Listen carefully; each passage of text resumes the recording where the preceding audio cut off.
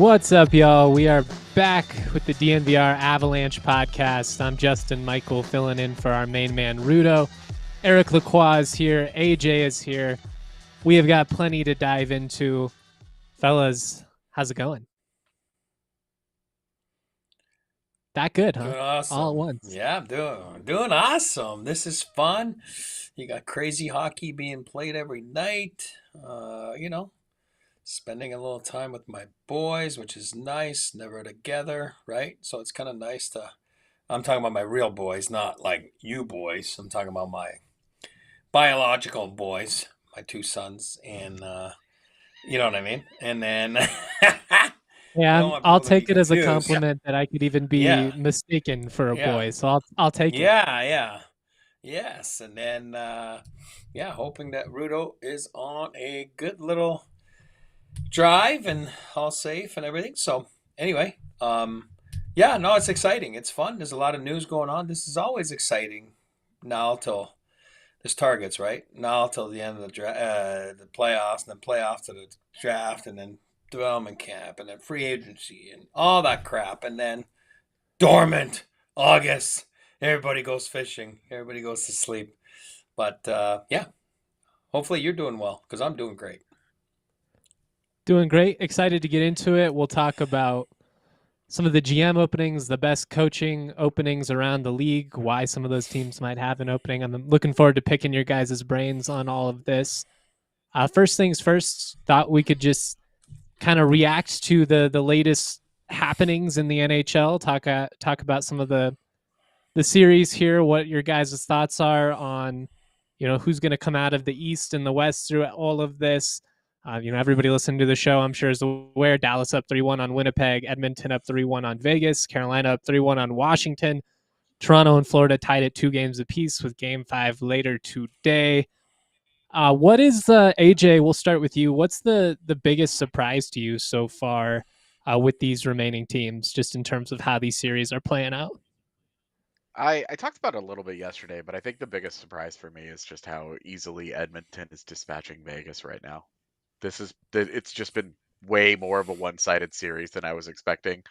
I did not like what I saw from Edmonton against LA, and I thought, well, Vegas, I knew whoever got Minnesota was going to have a miserable series. So when Vegas struggled, I wasn't surprised with it. And so I didn't think that was a red flag. And like I thought it was a red flag that Winnipeg struggled the way they did with St. Louis, where they were bad for long stretches of that series. But I didn't think it was a red flag the way that Vegas struggled with Minnesota. So I was just like rolling right along like, oh, Vegas is going to take care of the Oilers. They suck. They don't have any goaltenders. Their defense isn't any good. And that hasn't been the case. All of them are firing right now. They all look great. Stuart Skinner has a shutout of all things. So that's been, I think that's been the surprise. I can't say really I've been super surprised by much else other than, like, I guess Austin Matthews can't seem to score a goal.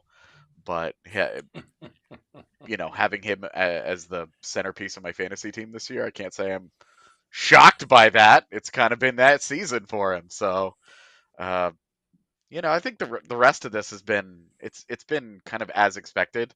Maybe my biggest non-team specific surprise is that the first round was so much better than the second round.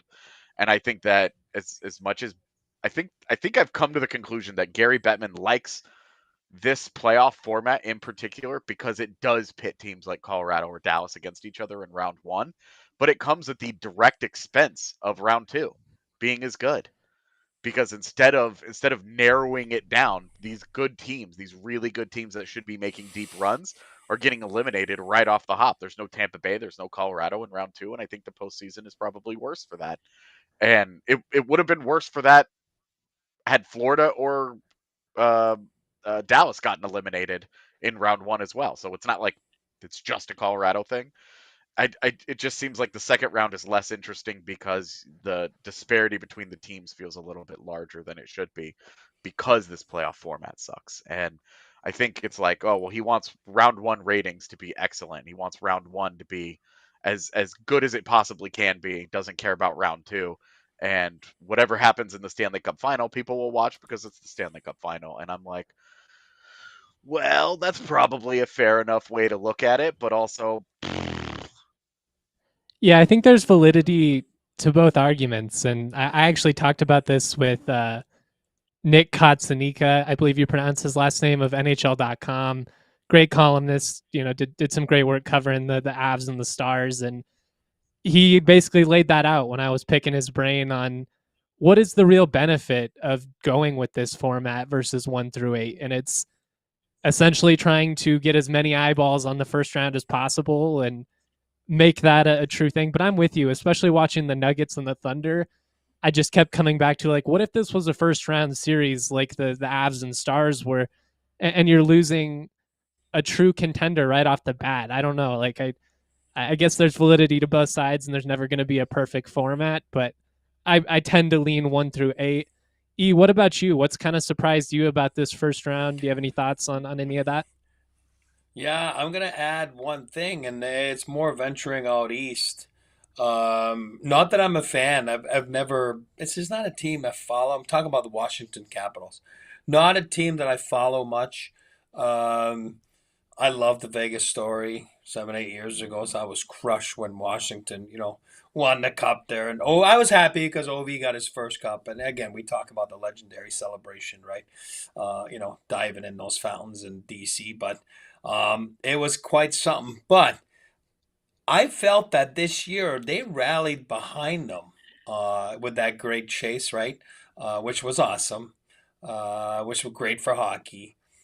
He's a fun character, likes his Doritos and Cokes and pizza, and more my style than Relatable. the. Yeah, it's more my style than the new NHL, the quinoa and the all that stuff. You know what I chickpea mean? So pasta. chickpea pasta and the quinoa, I would have struggled, but hey, listen, what right? They know way more today. So, but anyway, I just felt they'd rally behind a little bit. Probably one of his last runs, right? I'm not saying he's probably coming back one more year, but I felt that against Montreal, I knew they would have got to have their hands full a little bit, just because Montreal's kind of young and exciting, and Demidov showed up, and I just feel that. Not taking anything away from Carolina, I'm not going to be that guy because people are like, oh, they're boring. Hey, you know what? It's effective and they're winning. Now, until they win all the way through, you can say that their brand works. You know what I mean? But I don't find it that boring. I mean, they just shoot pucks on net, swarm you, and us against the world mentality. But Washington, I was expecting a bigger fight, a bigger showing, a bigger rally behind Ovechkin, for example. That like they did this year, Thompson was unbelievable. Ingram was unbelievable this year. Now they have, Thompson had a couple nights where it's like, a couple of goals, you're like, you know what I mean? Like, So I don't know. That would be my surprise right there of this second round. But I agree, AJ. I mean, we talk all the time about this stuff, but I didn't think Vegas was going to be 3-1 down after 4 games against a Edmonton with Calvin Pickard. I love Calvin, but Calvin Pickard as your starter. Again, I know Stewart's back in there, Skinner, but and no Ekholm, which I thought was going to be like their biggest like hole. But they're doing it, and they look decent about it. And can't forget Jake Ottinger. I think he's really playing his way into the starting role of next year at the Olympics. I don't care what people say. And he even said it yesterday. I heard it like out of his mouth. Besides winning a Stanley Cup, he wants to be the starter of Team USA. And it's funny because it's like mano a mano against the guy down the freaking 200 feet from him. I'm going to be better than him. And guess what? He's been better than him. He's been better than him most nights. You know, he's been a difference maker. So I think we knew that about Onger, and that's probably one of my. I think he's starting. He showed it before, but now he's really showing it, and you can see he's got drive behind it. So Do that would these be my results surprises. is the way It's that this actually is a all great, playing like, out? Go ahead. sorry, go ahead. No, I was just gonna say, like, with all of this playing out, and kind of going back to what you were talking about with the 1-8, does this reaffirm like how much this stings from the Avs side of things? Of like, had they just gotten through Dallas, it sure seems like the path was pretty open to potentially, playing for another championship. Yes. I mean, I had told my girlfriend, I was like, if they get through Dallas, they'll go to another cup final. And it was just, they have to get through Dallas. And now Dallas has that same path, and I thought that those were the two best teams in the West. And Yeah. right now, I still feel exactly that same way. Who were the Avs playing if it was 1-8? Did we ever look at it? I never looked at it. It would have been the Kings. It was Edmonton. No, I think Kings it or would have been the Edmonton? Kings, wouldn't it? Would it have been? I actually, It's real close. I'm almost positive it would have been the Kings, just because it was something You we were might be talking right, about with the because guys. I Either way. sometimes stopped looking at the standings in the last week when the Avs did not play any games the final four days of the season. Yeah, it just didn't matter. We did have a great question here in the Toyota chat. Oh yeah, you're right. It's the Kings.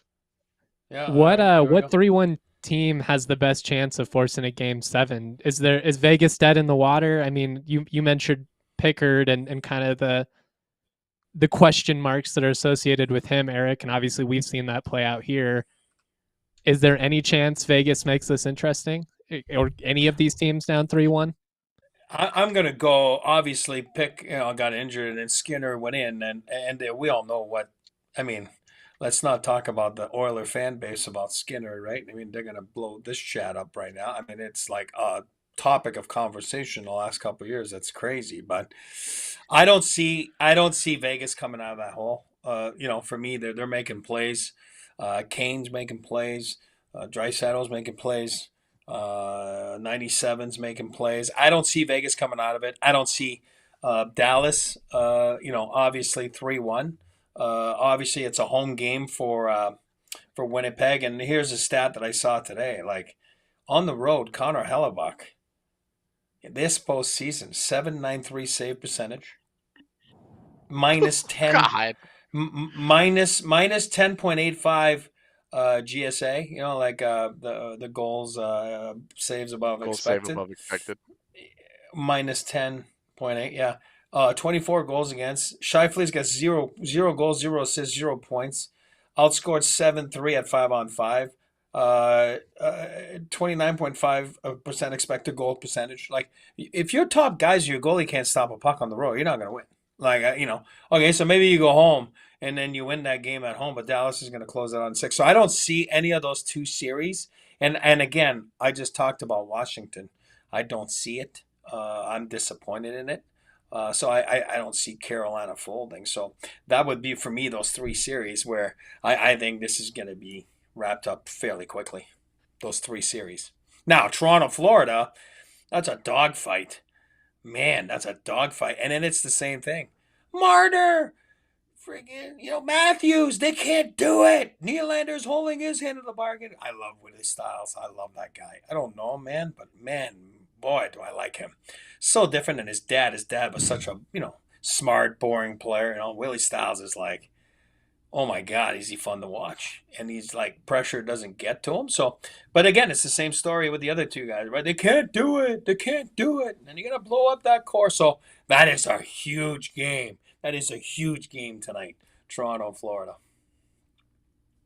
Can anybody make any noise? AJ down 3-1, and then we'll come back to Toronto, Florida after the break. Yeah, I guess. I guess I would say maybe Winnipeg, but even then, like, I have no confidence in that. It's just like if like Connor Hellebuck's been pretty good in Winnipeg, so I think getting to a game 6 is a reasonable expectation. And then it's just like, just have one good game on the road. If he can just have one good game on the road, they can get to a game 7. And I have no belief whatsoever. I think all of those series are pretty close to finished. I don't feel good about any of them. I would feel better about Vegas, but no Mark Stone tonight. They're dealing with injuries. Aiden Hill looks totally lost in net. Like it's shaping up to be, for the second straight year, Edmonton beats LA in the first round and then blows the doors off of a team that is falling apart physically in round 2, and then we'll see how round 3 goes. But I really do not feel like any of these 3-1 series are going to provide us with any drama.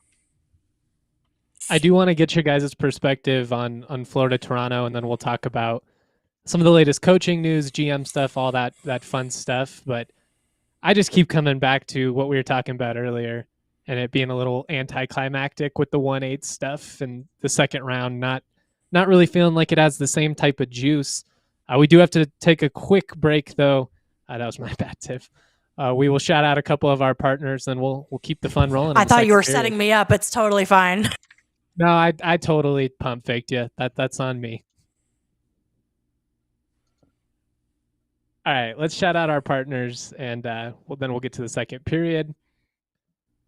Whether on the road, at home, or somewhere in between, First Bank makes banking easy, convenient, and secure. Their mobile banking app allows you to check balances, pay friends, and manage your money anytime, anywhere. Here's the best part. Open a new First Bank checking account, and you could earn $300. Who couldn't use $300? First Bank is all about helping you stay on track. Their tools make it simple to stay in control of your finances without the hassle. Love that. No matter where life takes you, First Bank gives you the freedom to bank how and when it works best for you. So if you're ready for better banking and the chance to earn a little extra, head to efirstbank.com/bonus. That's efirstbank.com/bonus to open your account. Bank how you want, when you want with First Bank. Certain restrictions and requirements apply. Member FDIC. We also got to shout out a longtime partner of ours here at DNVR. They're as Colorado as it gets, Coors Light. They encourage you to choose a chill mindset. Life, it's going to throw a lot of wrinkles your way. It's going to test you. I think everybody on the beat has experienced some sort of, we'll say, annoyance in the last year that's thrown a wrinkle in our life, and it tests you. It's all about how you respond, though. It's all those sports cliches we love to throw out. Life is what you make of it, and we're telling you to choose a chill state of mind. When you're in that right mindset, after you've done whatever you need to do, go for a walk, maybe get a little exercise. I've noticed yard work tends to put me in a good mood. I don't know why, but then you crack back and you crack open that ice cold Coors Light, cold as the Rockies, cold lagered, cold filtered, and cold packaged for a smooth finish. Make the most out of times you choose chill. Choose Coors Light. Get Coors Light delivered straight to your door by visiting CoorsLight.com/DNVR. Celebrate responsibly. Coors Brewing Company, Golden, Colorado. All right. We made it to the second period. A couple of final thoughts, though. Just wrap it up in terms of thoughts on the playoffs and whatnot. Do have a big matchup tonight, Game 5. Eric already kind of teased it a little bit. Toronto, Florida. Each team has won a couple of games. Where are you at with this one, and how seriously are you taking these two teams in terms of being a contender? I'll give it to you. I mean, Florida's awesome, right? Like they're built so well. And he's not my favorite coach, but you gotta give Paul Maurice a lot of credit, because what he's able to churn out with those defensemen, it's really impressive. They keep finding, doing exactly what Colorado needs, honestly, and getting guys who are greatly outplaying their salaries on the back end, and just their toughness and the physicality that they play with, and the speed and skill that they mix in with it. They do everything to you, and when Bobrovsky is really on, it's a problem. They're just so hard to beat. And Toronto, obviously, and Florida's been to 2 Stanley Cup Finals in a row. Toronto is perpetually in their own way, in their own head. Can they get through themselves as much as the other team? They're always playing against two teams on the ice. It's their demons and it's the other club. And it's always fascinating every spring to watch them try to exercise those demons in real time and then watch the demons win. And are we seeing that again? They were up 2-0 on the defending champs, and then, they had them in overtime to try and go to 3-0, did not get that done. Are we watching yet another Maple Leafs choke here? And it only gets worse. If they lose tonight and it's 3-2, they have to go back to Florida. Like, it's kind of a nightmare for them. And that's, look, just as somebody who's not living through that, it's fascinating television. It's fun to watch from the outside to see, can they do it? And it's one of the reasons, it's like one of the great storylines across any sport. Can this team that is always there, that is this super passionate fan base, can they actually finally break through? Can they finally do it? And from an entertainment perspective, the longer that answer is no, the more entertaining it gets. And when it eventually happens, I'll be happy for them and it'll be great, but there's no guarantee it ever does. Is it bad that I kind of enjoy their misery? Like, when the Cubs hadn't won a World Series forever, I enjoyed that shtick. Like, the longer this goes, the funnier the bit gets to me. And maybe that's insensitive. Maybe that's bad sports karma. But that's where I'm at. Eric, where are you at? Like, is all the pressure on Toronto at this point, like AJ's saying? Oh, man, that is a lot of pressure there. It's a different market. It's awesome. Don't get me wrong. Again, like I told you guys, look, I was a young pup, right? Look at that. 21 years old. Oh, my God. So, yes. Some of the greatest uniforms in sports. Yeah, it's awesome. I love simplicity, and then I wish everything but good things for that market, honestly. I think you're going to see something incredible when they win. Is this the year? I don't know. I'm not sold on those guys, the core guys. What I'm sold on Craig Berube. I do believe he's the right guy. Obviously I got a friendship with Brad, the GM. I'm talking about a guy that impacts the game right away, which is a coach, right, or a player. Berube, for me, is the right guy. He talks about demeanor. He's been there, was there with that band in St. Louis in 19, AJ's favorite team ever, to have won the Stanley Cup.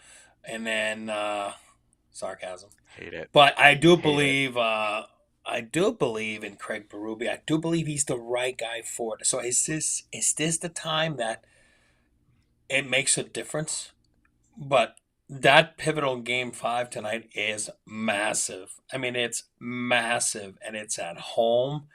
You can take it. Doesn't mean the series is over, obviously, but you can take a nice command lead in it. You know what I mean? And then go face your demons on the road, Game 6. And I do believe Berube's a guy that can do it, just because I believe in him.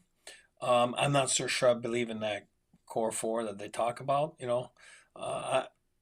Until they do it, I just great. Then you can do it. Right now, it's like same story all over again, right? Which I don't like that, because I know the pressure they're going through, so I don't want to bash them. And I'm not saying J Mike was bashing them. I'm saying it's like, hey, it's hard.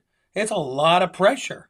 So, but I get it. The shtick is funny. It is funny because it's like Steve Dangle's going to go nuts. And, it's just everything, right? It just adds to it. That's why playoffs are so fun. But yeah, I think that's a massive hockey game tonight. That's must-watch TV tonight. That's must-watch TV tonight. That's a good way to segue into the next stuff, but I do want to, AJ, go ahead and respond, and then give me your predictions for who's coming out of the East and the West. J. Mike, I do not at all think that it's bad sports karma to laugh at their misery and to enjoy their misery the same way it was with the Cubs, because just like with the Cubs, those are the most obnoxious fans on the planet. And they make their misery their personality. And so it's hard to root for them to have any kind of happiness, because who are they without their misery? It's their identity at this point. Like the losing and the gregarious approach to their unhappiness is such a like core tenet of their soul that it's like, no, you created this for yourself. I'm just riding the roller coaster you built, brother. So I'm good with it. I another 60 years without them winning a cup. Great. Sounds great to me. I can't wait to see what the fan base is like after that. When they eventually get it, the city will burn and it'll be fun and that'll be cool. And I'll be happy for them because I'm not such a hater. But while it continues on, no. I am no bad sports karma there. You built this house. Who's coming out of that series, boys? Toronto. I say all this. I picked Toronto before the series. I'm picking Toronto now. Until they're done. I'm still doing it. All right. I'm going Florida because I picked Florida. I always say it's so hard to dethrone the champs. You know what I mean? And then here's Uzuri was asking. I'll show it again. Where is it? There you go. So that's 21 years old right there. So my heart's still a little bit of heart there with the Leafs, you know. That's why I say, God, this is such a must-see TV right there.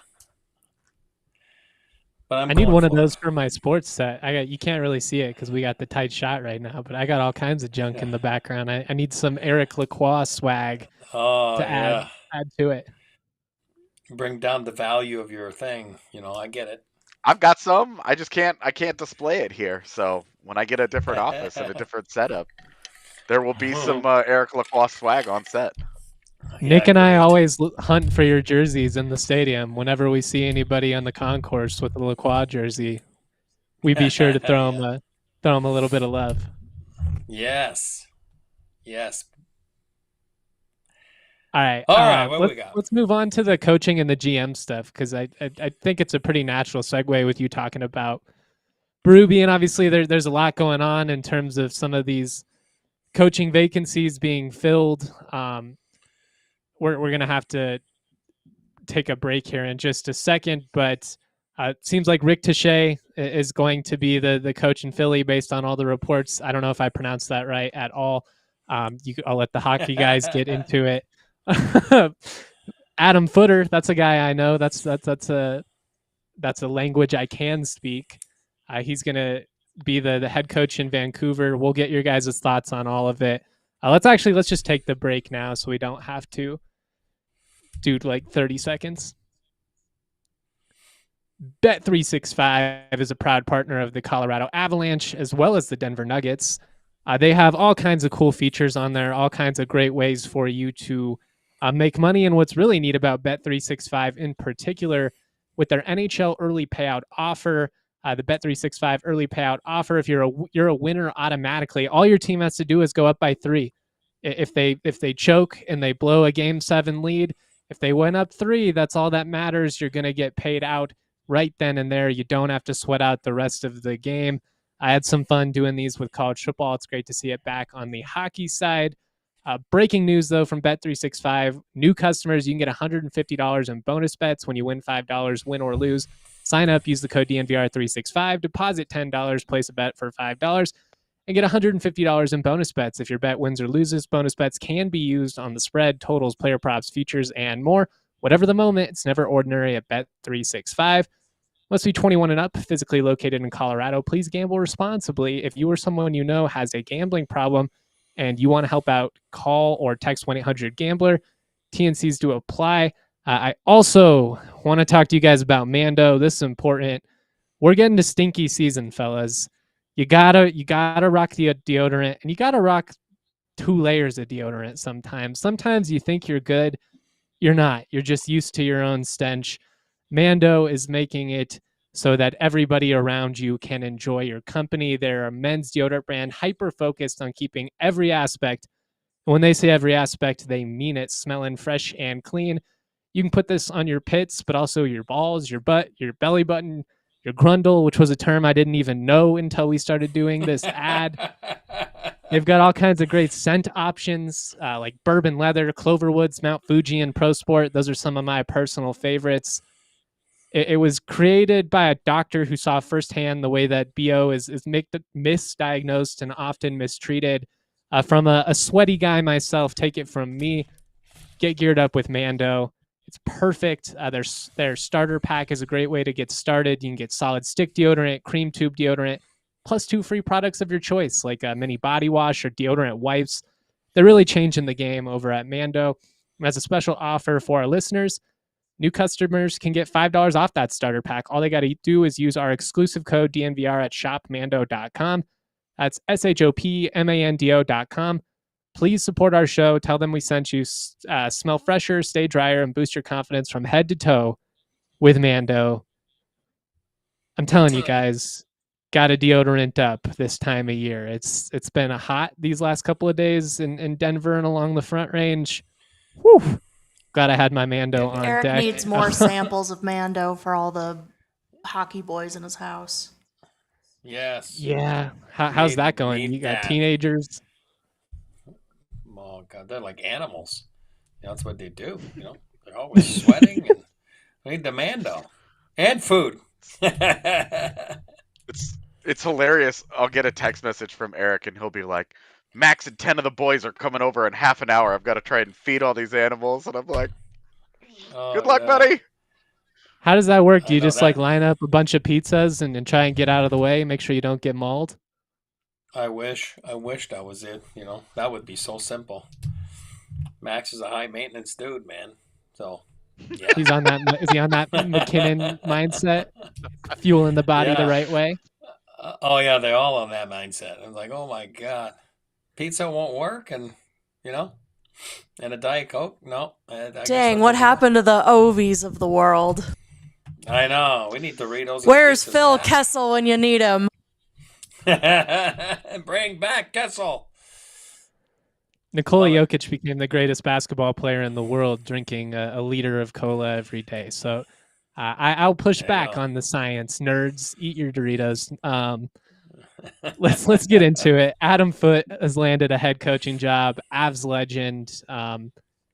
Maybe a little bit surprising given his lack of general coaching experience, but kind of reading the tea leaves here and looking at some of the reports, it seems that this really comes down to player relationships. And, like when the team's top star is advocating for you to get the job, sometimes that's how it plays out. So where are you guys at with this? Like, is this a surprising move to you?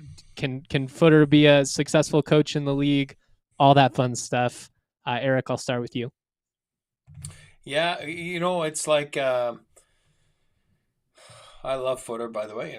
Rafters, Ball Arena. What is it? 6, AJ now? Counting my old man, is that 6 or 7? So 6 numbers lineup. In my old man. Starting lineup and my old man, so 6. Yeah.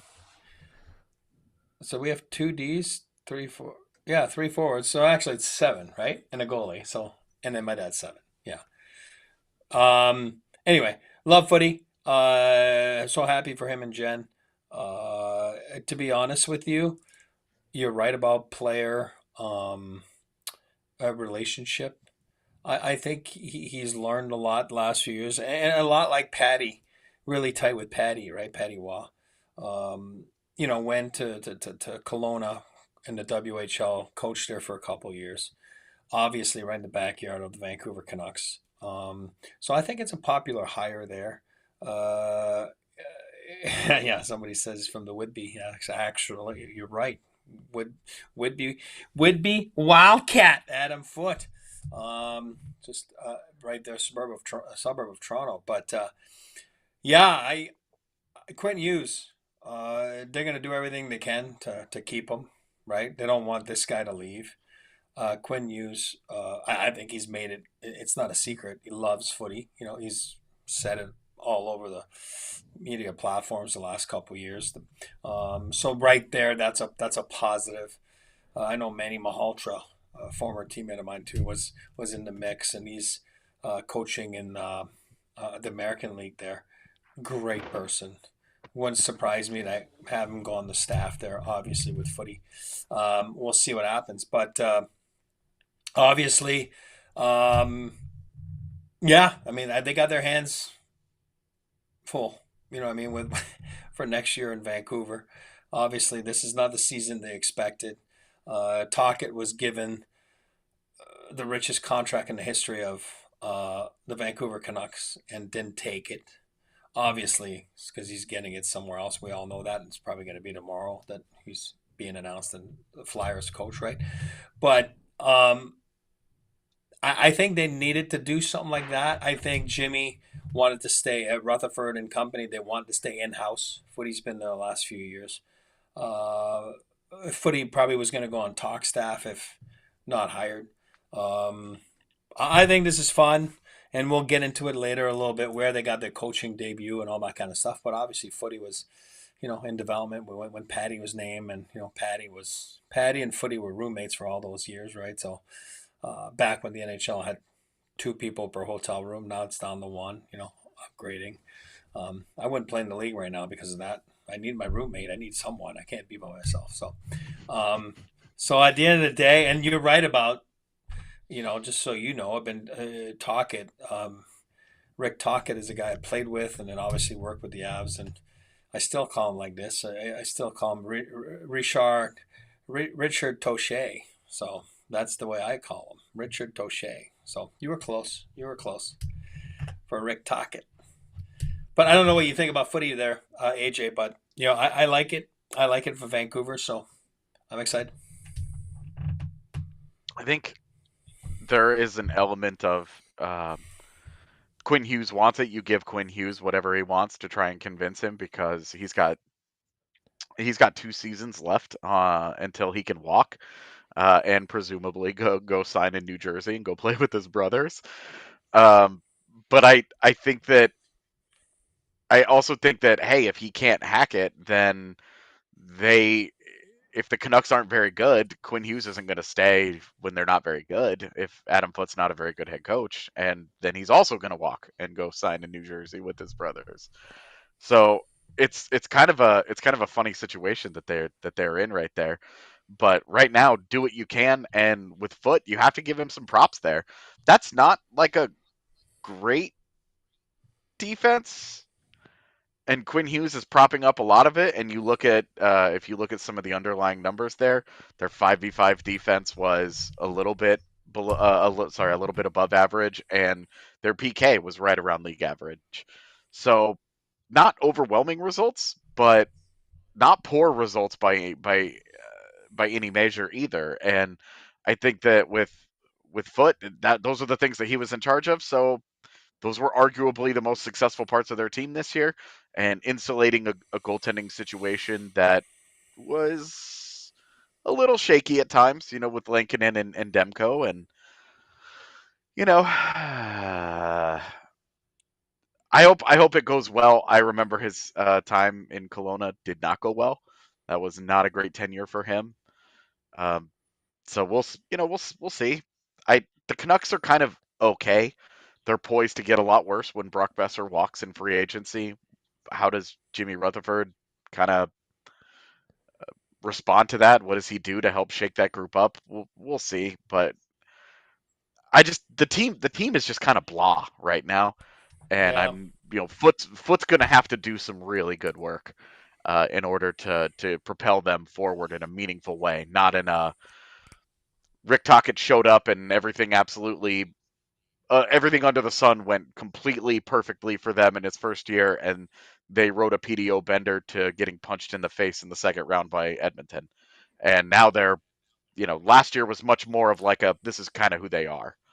And I don't know that Foote moves the needle a whole lot either direction, because their biggest problem is they're not very good. So I hope it goes well. I hope he does a good job, and we love Footy. He's been on the show a couple of times. He's one of our guys. We're going to be biased towards him having success. Yeah. I hope it's great. I hope it goes well, and I hope he does a good job, and he convinces Quinn Hughes that Vancouver is nicer than New Jersey, which it undeniably is. But the power of family. But they just signed like a couple hours ago my guy Tom Wielander, BU Terrier, former 11th overall Finally. pick. Finally Finally Tom got it Wielander. done. for you Canucks fans out there, I love Tom Wielander. He's going to be awesome. Going to play in the NHL the next 15 years. So Footy's going to be in love with this dude. So it's all good. Tom Wielander, one of those guys that Eric and I spent all season arguing about, where he was like, I love him. He's going to be good. And I'm like, I don't really see it. Not sold he's going to be that. He's not going to be much. So my boy Tom. We're going to. But, yeah. And then I apologize to Alyssa, too. Like, I guess it is official. When the show started, it wasn't official. So Alyssa's right. So talk at Richard Touche going to Flyers. So. You could see that one coming from a mile away, right? Keith Jones and Danny Briere. I think Talk's the typical Flyer. He's a Flyer. And the one thing I'll say about Talk, I obviously known him for a long time, and this guy would fight his grandmother if he had to win. I'm telling you, this guy is like a warrior. Like he doesn't stop at anything, but. He's adapted to the new generation of talent in the NHL. I have to tell you, and Quinn Hughes would tell you that, right? Talk is really, and we had a conversation a few years back about that, and it's like you can't fight it. At the end of the day, you have to evolve, and you have to get through it. And obviously, he went through it with his son Trevor, that's now like in his 20s, and so it's kind of like. You learn to adapt and evolve, and Talk's going to adapt and evolve, and he has. And I think he's going to be a perfect fit for the Flyers. We can talk a little bit about jumping back and forth here, but Talk got his first coaching experiment with the Avalanche, right? So it was the funniest thing. So that's when Bob Hartley got fired, got let go, and Tony Granato was an assistant, and it's a long story. It's a different pod for another day. But all of a sudden, Tony gets put into the the seat, and Tony had 32 games of coaching experience. So we'll talk later about carousels and rethreads and all that stuff. My old man did not believe in rethreads. I don't know why. He just that's just the way he was, and he was a gambler. Maybe that's why he lived in Vegas for a bit too. He loved gambling, and then that's why he did those gambles. That paid off, obviously, for the Avalanche more often than none. But Talk was, Tony Granato was like, well, what about Talk? And, because obviously Tony was moving up, and we had a hole there. Jacques Cloutier was there, obviously been there for so long. And the late Paul Gerard was there, too, in the video room. And but anyway, it was the funniest thing because Tony was like, what about a guy like Talk? He'd be a great assistant coach. And then back then, you gotta remember, cell phones existed, but it wasn't like it is today. Like click of a button, you find a guy, right?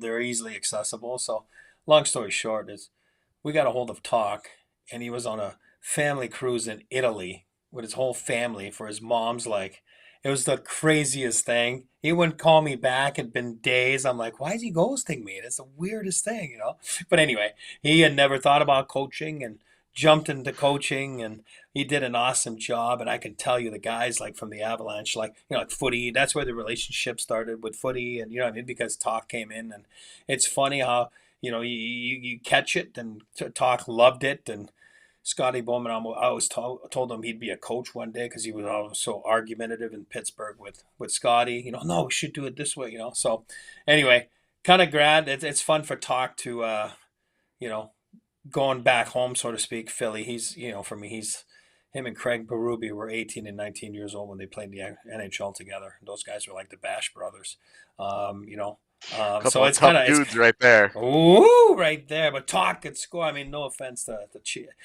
Craig Berube, he'll tell you he's never scored 40 goals, or what I mean. So Talk could score. Talk could play with the Mario Lemieux of the world and the Gretzes of the world. So I'll tell you one thing. Wow, at Canada Cups, Goo talked about him. Remember in those Canada Cups, he was a key element to those cups. But it's I think he's a perfect Philly guy, and I think those two hires are perfect, and I think you knew that's what was going to happen, and it's exactly what happened. What's the best opening still out there to you guys? What's the most attractive gig open right now? AJ. It's so by my count, we've still got Boston, Chicago, Seattle, Pittsburgh. That's what I have in the notes. Yeah. And Okay. obviously, Rangers Sullivan just took it last week, right? But then I want to add after. Because we have to. It's an Avalanche podcast show. I want to talk about Patty Waugh. Like, is he safe there? There's no GM there. So does that mean the GM? So again, we can talk about that. Or does he take the dual role? That doesn't exist anymore. It would be tough, and I think Patty knows that too. But remember all the Don't rumors back then. He wants to don't get the boo. don't. That could get him going. No, I think honestly the least attractive job to me is probably Seattle because at the moment their roster is old, expensive, and bad. And it's like you could be one of those things and you can kind of live with it, but you can't be all of them. And like they're young guys that they've been hoping were going to have a big breakout. Shane Wright had a good year, but did he have the kind of year where you're like, here we go? And Matty Beniers wasn't very good this season. He just wasn't very good. And how much of that is Dan Bylsma being exactly who we all thought Dan Bylsma was when he got fired in Pittsburgh, and it looking exactly the same in Seattle last year. So I think Seattle is the job that maybe I would be least interested in. Although Pittsburgh is tough because Pittsburgh, like obviously you get to coach Crosby, but It's you're hard also though. The coaching a end of an team. era with that type of legend, like legends don't go out on good notes very often. Like it happens every Right. now and then, the storybook ending, but like that's a tough spot being potentially a first time head coach or a new head coach coming into Pittsburgh. And it's like, hey, we're trying to go into a new era, but also like don't fuck up the end of Crosby's career, okay?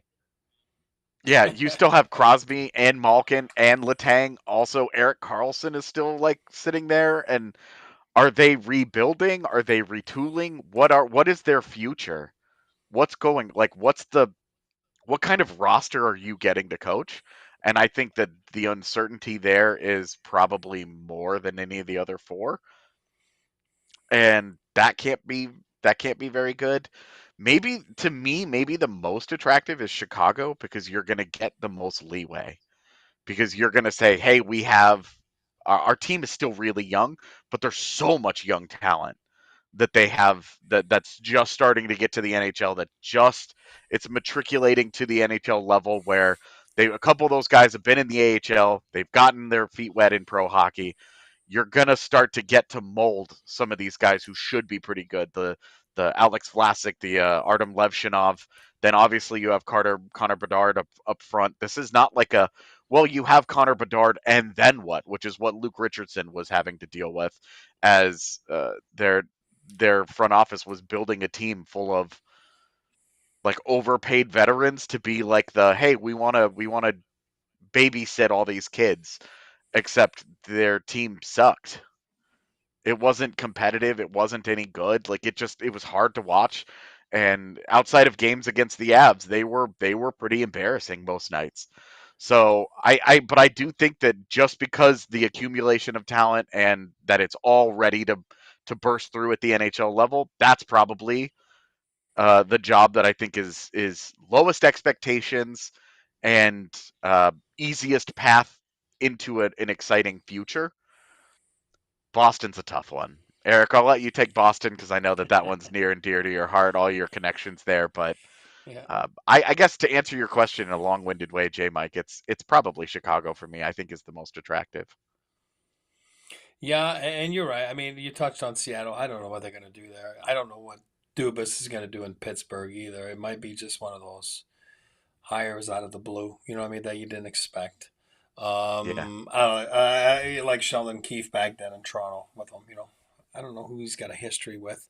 Sheldon Keefe would have been an easy one, but obviously he's in Jersey. But you're right, Chicago's intriguing because of all the youth and everything they got going. And I was kidding about New York Islanders. Obviously, Patty's got a contract that who knows what's going to happen. A new GM comes in and it could be, I don't know. But we'll see what happens there, and then. But for me, Boston is the most intriguing one because of I'm a sucker for original six teams. I love it. I love this league. The history of it, and again, Joe's still in it. Good friend of the show, Joe, still in it. Sacco. So, again, a tough situation he got him, in there this year. It was tough. They knew that they were going to strip it, and they told him. It's nothing. It wasn't a surprise, and they did what they had to do, and they unloaded the. They went and got restocked, the draft pick pile and the draft capital, but we'll see. But I do believe. I mean, this. You still got Pasternak. You still got Charlie McAvoy. You got Swayman. He's going to have to be better than he's been at the World Championship as well too. But there's a lot there. It's a wanted job. So I mean, this is crazy. There's a lot of jobs open, and we even haven't talked about the New York Islanders, like no GM, and obviously L.A. Kenny Holland and was just named today, but and you can see the connection there with Luc Robitaille, right? Robitaille went there as they traded for Luke at the end of his career, and then he won a Stanley Cup with the Detroit Red Wings. And who's the GM? Kenny Holland, right? So there's always that respect thing there. And then all of a sudden, Luke is now the president. He's like, okay, we need someone with experience, And it always looks easy, like I always say, but it's nice to have experience. And I know we talked about rethreads earlier. I know we talked about dinosaurs or whatever it is, but boy, sometimes it does come in handy. I do believe that former Av Chris Drury this year could have used that a little bit, like a little bit of wisdom and experience, behind him, to help him go through all those tough files. There's a lot of files that are hard, and that's the difference with the NHL and amateur hockey. David Carle, for example, is going to be an outstanding coach. That's not the point. I'm saying it's so different. Coaching college kids and coaching, guys with big contracts and egos, it's totally different. And sometimes and I'm sure David's going to be fine one day when he decides to take a job, But I'm saying that's where the big difference is. There's a big difference. Are you surprised? And I'm sure you guys have touched on this at some point, but obviously there's a lot of focus on David Carle here locally. Kind of seemed like most anticipated now would have been the logical time for him to make the leap. Instead, he signs an extension with DU. Just with this many jobs on the market, the decision to lock down an extension this early in the process, was that surprising at all to either of you guys? Or is that kind of an indication of really how good that DU hockey job is, where it's like an Alabama football or an Oregon football or something, where it's like, is it truly better? There's an argument that it's better than some NHL gigs. Yeah, I think I mean, you know how it is, man, from college sports, that when you get one of those plum jobs and you have a high level of success, you don't leave it for just anything. A job that is, you don't leave it just because you're getting the offer. You're going to continue to get offers. And especially with the WJC success that he has had, he's shown that he can do it internationally as well, that it's not just DU. I think you're just looking at a guy that can pick and choose over time. He doesn't, we saw this a little bit with Jim Montgomery as well. Monty turned down multiple NHL overtures over the years because he was comfortable at DU. It's one of the blue blood programs in NCAA, and when you're having success, he has history at the program. Like, there's so much into that relationship. It's not just a coach at a place. And I think that you look at what happened with Dave Haxtell leaving North Dakota, going into the NHL, and you see him struggle as badly as he has. That's a warning to, hey, is this something you really want? Do you really want to get yourself caught up in the grind of the NHL coaching carousel, where even the great coaches usually don't last very long? We obviously, Avalanche fans are going to have a certain view of Pete DeBoer, but you look at that guy; he's had like 5 jobs over the last 15 years.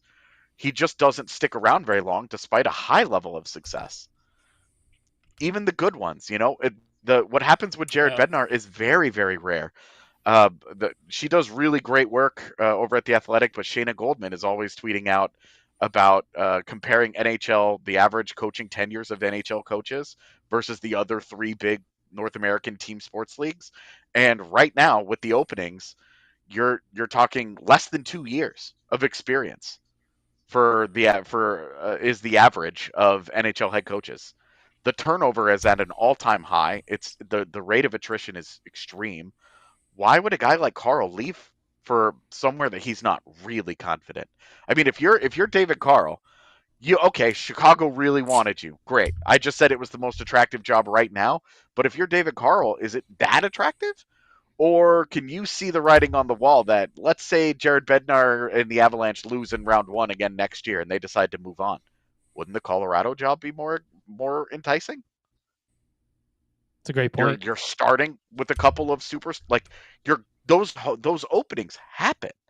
It's Nico Medved with his eyes on Minnesota. That's a niche reference. I know I'm a CSU guy, but he turned down gigs. He turned down Oklahoma State last year because he was waiting for Minnesota to open up. It ended up playing out perfectly for him.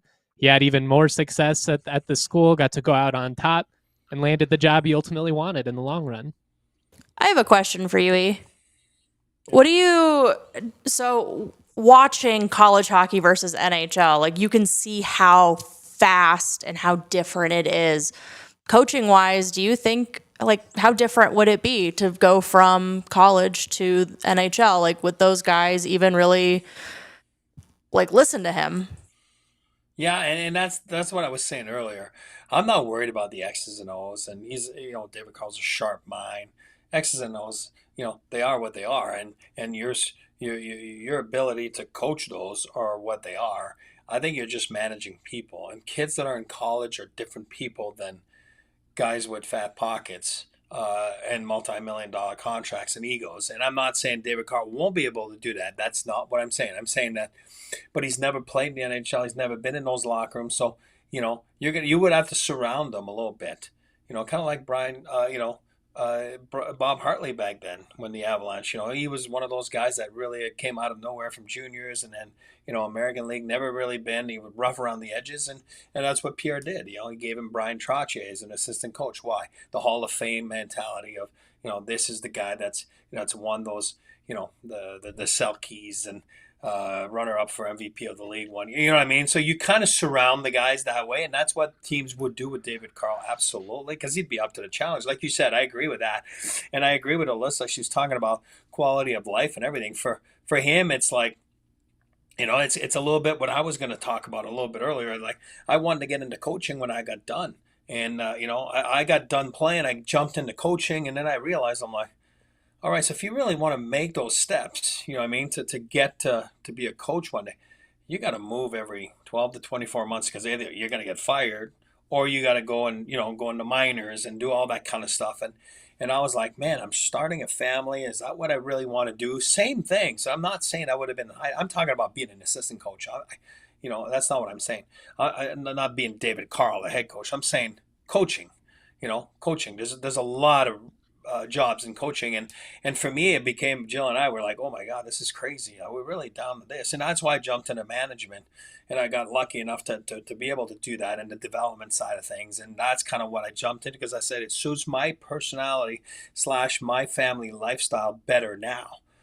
So obviously, in a bigger, like to answer Tiff's question, like, you want to make sure you're ready for that. You want to make sure that you're ready for the challenge. You want to make sure that you're ready to take on pro hockey, which is totally different than college hockey. And I tell you, like, he's a superstar on the rise, and we all know that. And every year you're going to hear his name again. You know what I mean? And that's normal, because outside of the NHL, he's probably the hottest commodity that a team could go and get. But right now, he's in control. He's still in high demand, and he's in a place where he loves. Colorado's a great place to raise his young kids, and his wife loves it. And who knows, like JJ said, what the future holds for anybody. And he'll go from there. I do think that that's an interesting point, though, that you bring up of he's never been in an NHL room. He hasn't been in the league. There isn't a lot of cachet with guys like a Nathan McKinnon or a Cale Makar. They can look at his success in college and at the WJCs and go, great, we're trying to win a Stanley Cup. This is a different level here. And how much weight is that going to hold? Like, there's going to be there's going to be a different level of expectation and pressure. Whereas had he taken the Chicago job, for example, he can grow with a really young roster that he can grow up with, and he can kind of ease into and learn how to be an NHL head coach on the fly with an organization that's not demanding so much of him right away. Whereas in this fantasy, I don't even want to call it fantasy, just in a theoretical scenario where Jared Bednar gets fired in a year and the Avs hire Carle away from DU, expectations don't change.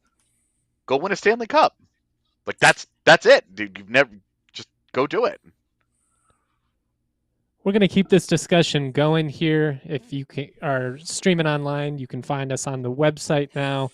I guess I'm curious, just, and this is very general, obviously, and you're going to have to oversimplify, but what is the general consensus amongst hockey fans when it comes to hiring from the collegiate ranks and taking chances on guys with less experience? You mentioned earlier, that the Avs have been a franchise that historically have been willing to kind of do some stuff like that, give guys chances, but it is a gamble. And like, as somebody who comes from the college football world and like idolize Nick Saban, for instance, that obviously always gets brought up. Like, yeah, he's the greatest coach in college ever, but look at how that Dolphins stint went.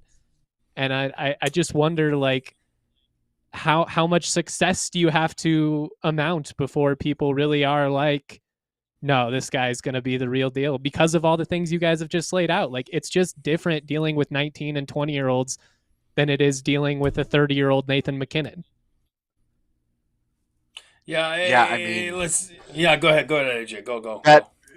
You brought up the example of Tony Granato earlier, and what was one thing that Tony Granato had a whole lot of, even though it wasn't coaching experience, it was time in the NHL.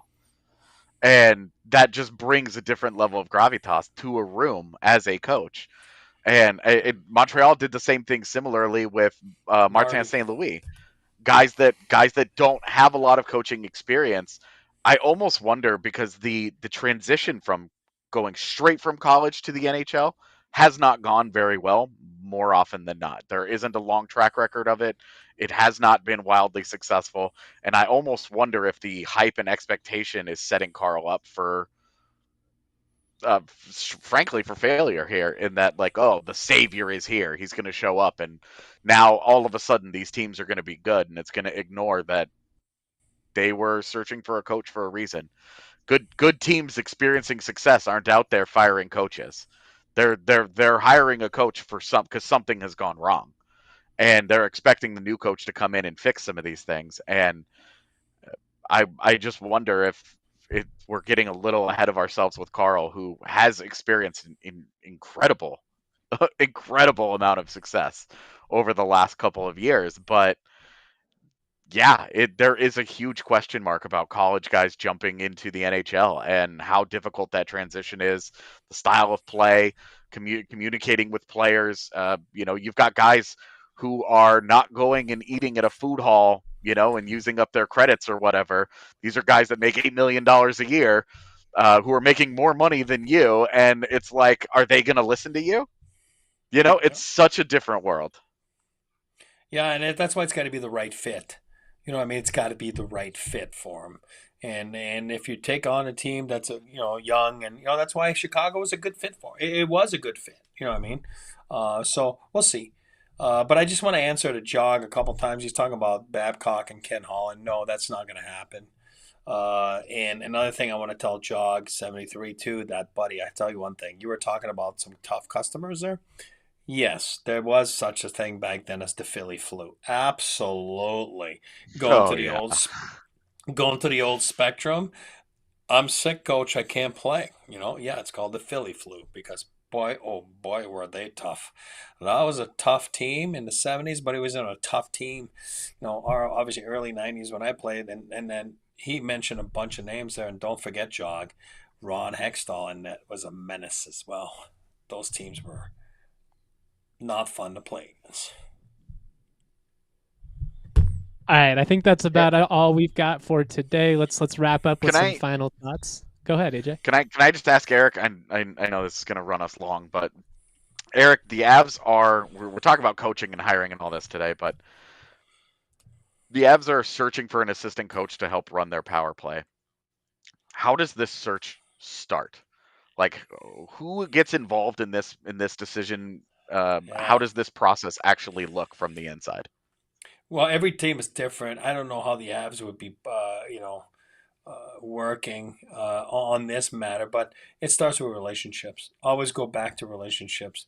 Who does Jared have relationships with? Who does Chris have relationships with? In a sense, over the years, and it's about timing.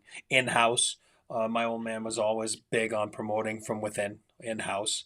So who in the Colorado Eagles, is it Danny Heinold? Is it Schneekla? I don't know.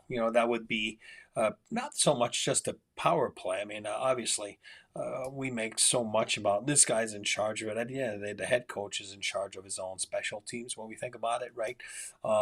Some guys might direct the traffic on the meetings and all that kind of stuff, but ultimately it's on you, right? Because, Ray got fired, obviously.